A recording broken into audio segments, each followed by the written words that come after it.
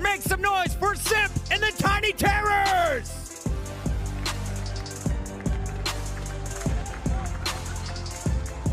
Are you serious? So the first season of the Call of Duty League is almost wrapped up, and it's awful. It's terrible. It sucks. And you're probably asking, oh, it's not that bad. No, it's bad. It's bad. And I'm going to tell you why. Before I dig deeper, I want you all to know that this video is about the structure and execution of the Call of Duty League, and has nothing to do with the players or team. Now let's start at the beginning. COD Champs 2019 end, and they announced they are franchising the Call of Duty competitive scene. I'm assuming most of you know what this means by now, but basically, Activision created a league and auctioned off spots for a good chunk of change. They made the league out to be different by giving the impression it would be like a normal sport in today's media. By establishing each team in cities and inherently giving each team a home crowd. However, this is where we run into our very first problem.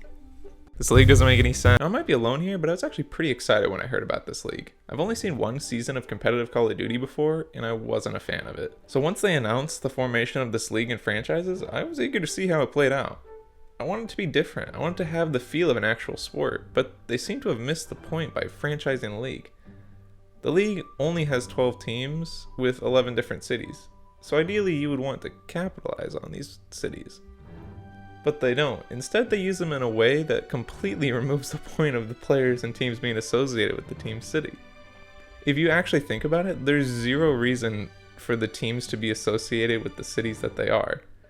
Like, why are they called the Chicago Huntsman? They play one tournament there? Is that really their home?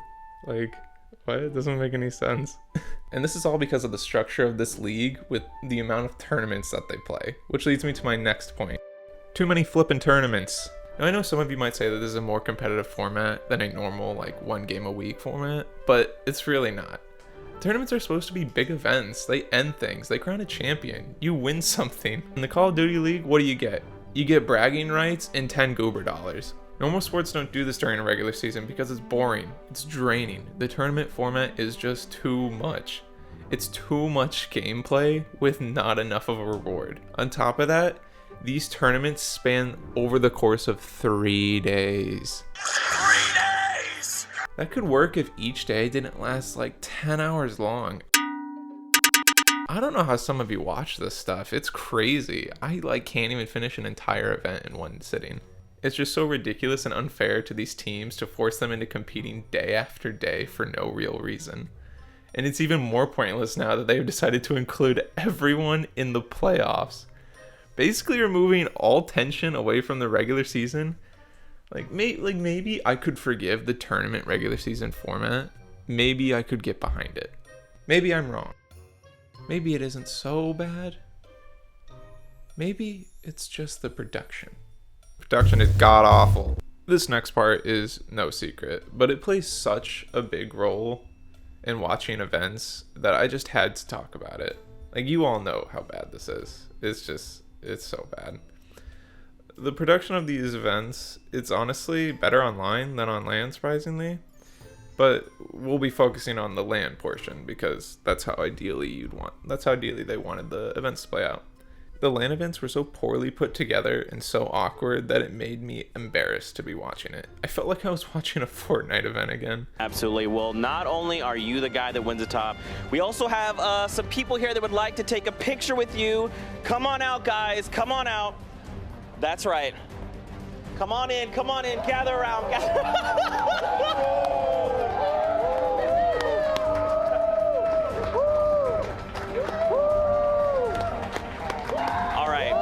So not only did all the amazing skins want to celebrate with you, we'd also, what's your favorite pickaxe, man? Why don't you go ahead and, what do you like to use? You got the Rex, you got this, you got that. What's your favorite pickaxe? That one? With my old kit. That's the one? Yep. You got it, dude. Well, let's gather around, everybody. We're going to take a picture with our number one. Also, the way that they shoot the gameplay is so disorienting that for someone who doesn't know all the maps by memory, would definitely be confused as to where they are on the map. Like, half the time, the person that kills someone, they don't cut to that person. They just cut to another place on the map. Like, what are you doing? Like, that doesn't make any sense. But don't worry. Here's this small map in the corner labeled with small numbers that can be located next to the player's name, which is located directly next to their picture on top of the screen. Cutting away from the action like this creates a disconnect. It takes us out of the story. Whereas if we cut to a player who killed the player we were spectating, we are still in the story. We are part of the action. They seem to have this obsession of trying to fit in as much action as possible, and it just creates confusion. They need to realize that this game is very fast-paced, especially hardpoint. A slower pace would probably help with the monotony of the respawn game modes. In film, this is called continuity editing. Activision, have you ever heard? Now, I'm all for live and LAN events. I think the crowd added to the experience of watching it. But the only time the crowd was into it is when it was a home team or a more well-known team like Faze or Huntsman.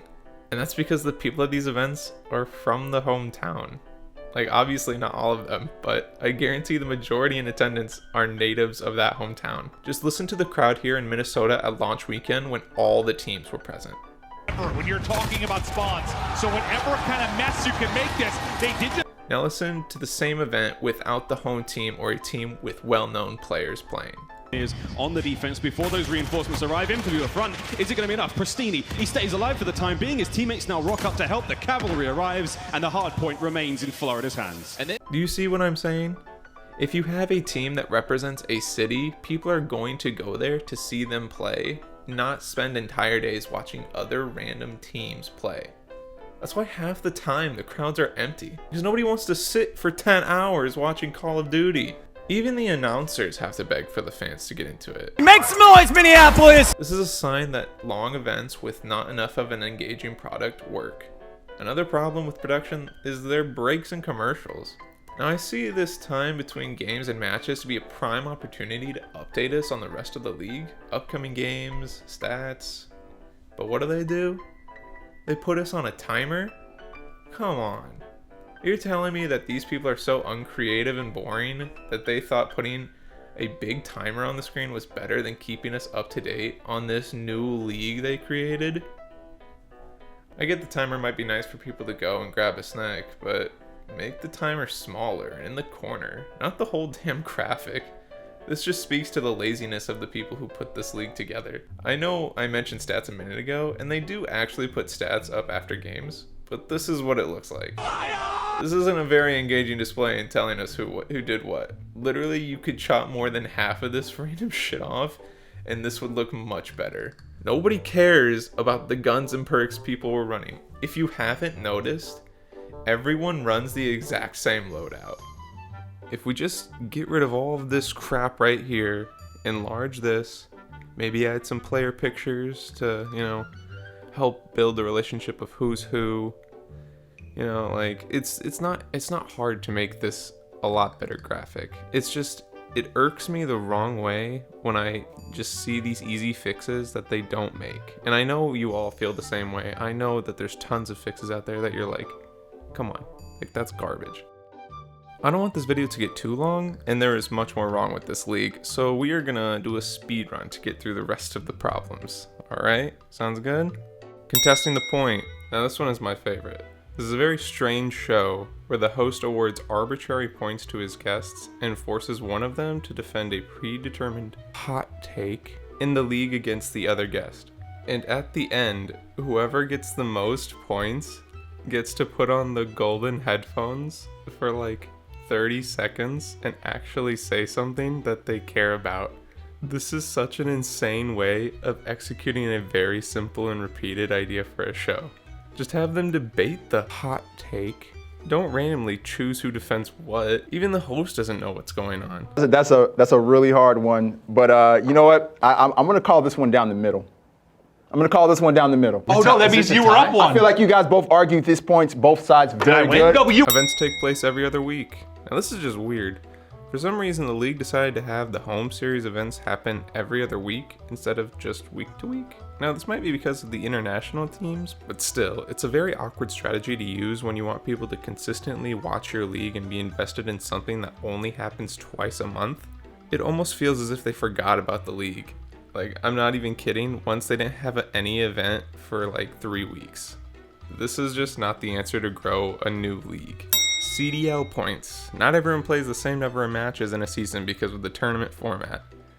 A team that goes undefeated could go at best 34-0, while the team that only loses could go 0-18. That's nearly double the amount of matches played.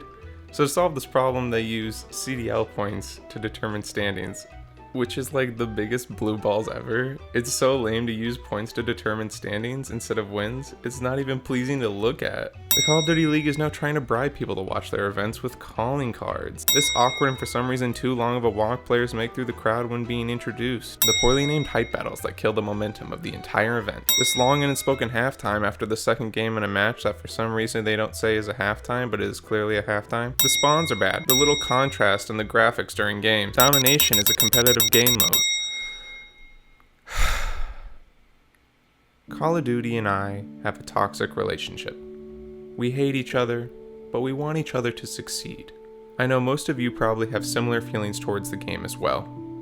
This is because you know something is wrong. The Call of Duty League could be so much more than it is now. Franchising was a big step for competitive Call of Duty. Creating a more uniform and comprehensive league is key to expanding the CDL to something special. But they missed the point. People want to see their favorite teams play. They want to see their favorite players. Give them a reason to watch. Shoving hours and hours of gameplay thrown in a tournament doesn't solve problems. It just exaggerates them. All we can hope for now is that this league grows and evolves from this first season and isn't repackaged year after year after year.